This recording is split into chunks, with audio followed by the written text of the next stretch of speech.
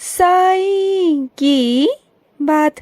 बच्चे, जहाँ मेरे बच्चों की काम की बात आती है ना, जहाँ मेरे बच्चों के काम होते हैं, उनके कार्य होते हैं ना, वहाँ उनका साईं स्वयं आकर खड़ा होकर उन कामों को करवाता है। मेरे बच्चे, तुम्हें क्या लगता है कि तुम मेरा नाम जपते रहते हो और मैं तुम्हारा काम नहीं करवाऊंगा? नहीं मेरे बच्चे, मैं आता हूँ और तुम्हारे कार्य को स्वयं करता हूँ। तुमने कई बार ध्यान दिया होगा कि तुम्हारे कई काम बहुत ही आराम से हो गए। तुम्हें ऐसा लगा होगा कि शायद वो काम आराम से होना ही था। नहीं, उस काम में बहुत अड़चने थी, लेकिन उस काम को मैंने खुद खड़े होकर वहाँ पर करवाता हूँ। साक्षात रूप में मैं वहाँ खड़ा होता हूँ मेरे बच्चे, और तुम्हारे सारे कामों को मैं ही करवाता हूँ।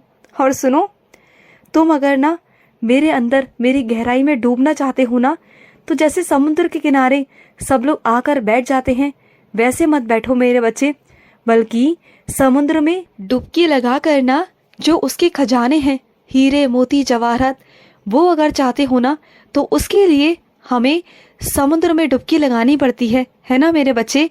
तो बस वही है मेरा भी, कि जो मेरा बच्चा मुझ में गहराई तक जाएगा ना, वही सब कुछ पा सकता है। और अगर बाहर से बस ऊपरी मन से मुझे पूजेगा, प्यार करेगा ना, तो वो कभी भी मेरी गहराई तक नहीं पहुंच पाएगा। मेरी गहराई तक पहुंचना इतना आसान नहीं है। वही मेरी गहराइयों तक पहुंच सकता है जो मुझ में समा जाए, जो मेरी बातों को समझ पाए, गहराइयों को समझ पाए, अपने साईं के एक एक शब्द को समझ पाए, जो मेरी साईं सा चरित्र कहती है ना, एक एक शब्द को कह पाए, समझ पाए, और जो उनके वाक्य हैं, जो शब्द है ना, और जो मेरे वचन हैं, उन्हें अपने जीवन में उतार पाए।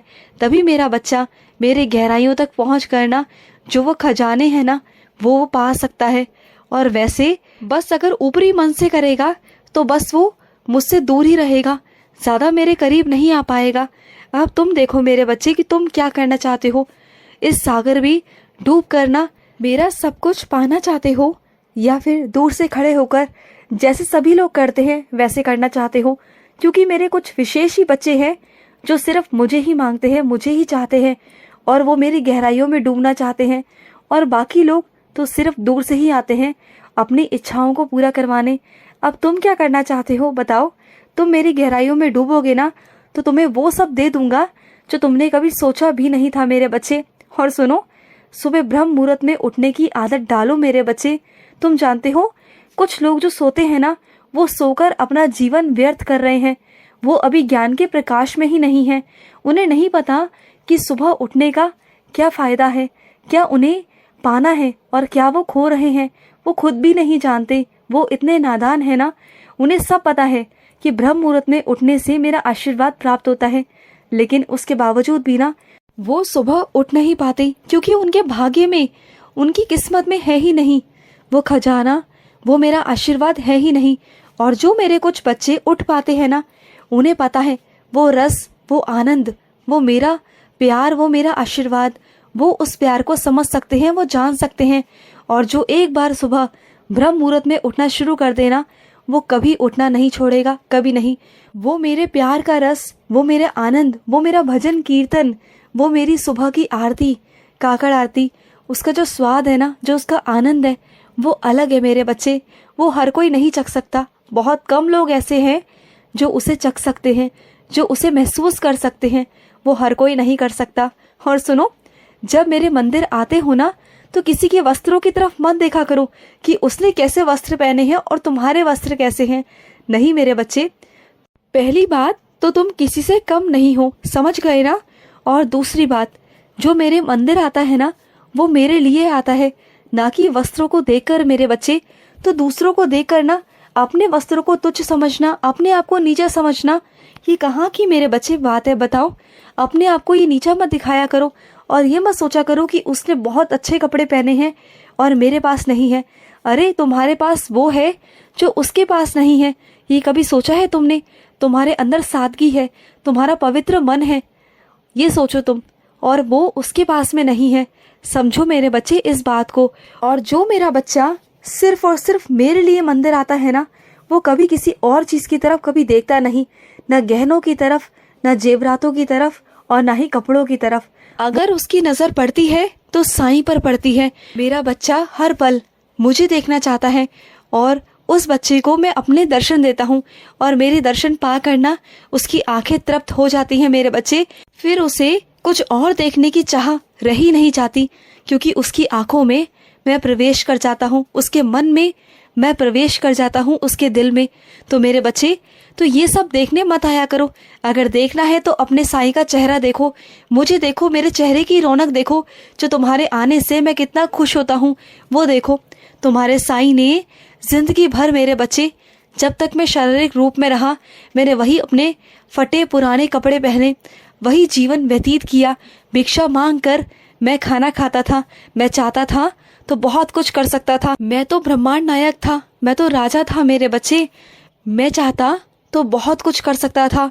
मैं वो जीवन व्यतीत कर सकता था जो किसी ने सोचा भी नहीं था। लेकिन उसके बावजूद भी मैंने अपने बच्चों को ये सिखाया कि अमीरी और गरीबी कुछ मायने नहीं रखती।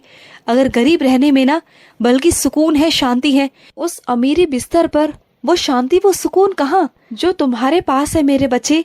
सुकून की नींद जो हर किसी के पास नहीं होती, जो अमीर लोगों के पास तो बिल्कुल नहीं होती मेरे बच्चे।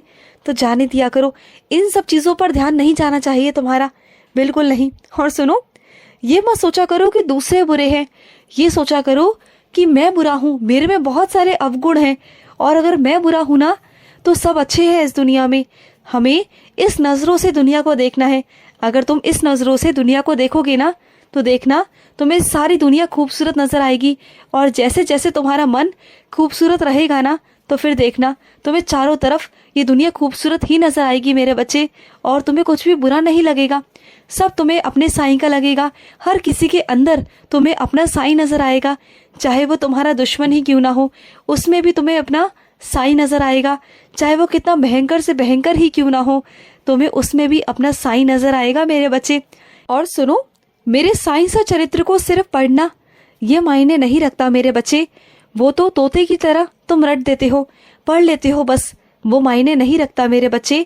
मेरी साईं सा चरित्र को पढ़ना और उसे समझना वो बहुत ज़रूरी है मेरे बच्चे। और सबसे ज़रूरी है भाव से पढ़ना, सही उच्चारण, सही व्याकरण के अनुसार पढ़ना, ये बहुत ज़रूरी है मेरे बच्चे। एक एक शब्द को बहुत आराम से पढ़ो। मैं नहीं कहता कि सारा सब कुछ एक दिन में पढ़ लो, चाहे एक पन्ना ही क्यों ना पढ़ो, चाहे एक वाक्य ही क्यों ना पढ़ो, चाहे एक शब्द ही क्यों ना पढ़ो, लेकिन पढ़ो ऐसे कि तुम्हारे अंदर आत्मा में वो उतर जाए, वो तुम्हें समझ में आए, कि तुम्हें लगे कि हाँ, मुझे अपने साईं की गहराइयों को समझना है, मुझे अपने साईं को समझना है।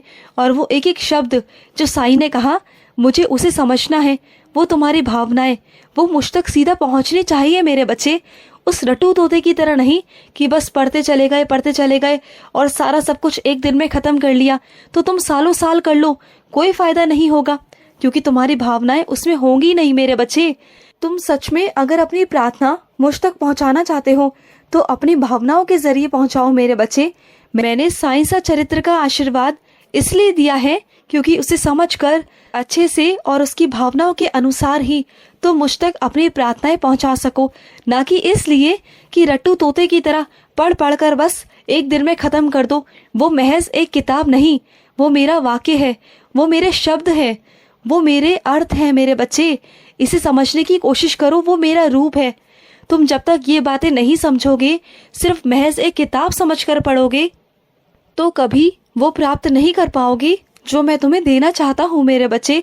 समझो, खुश रहो। आज का साई संदेश समाप्त हुआ।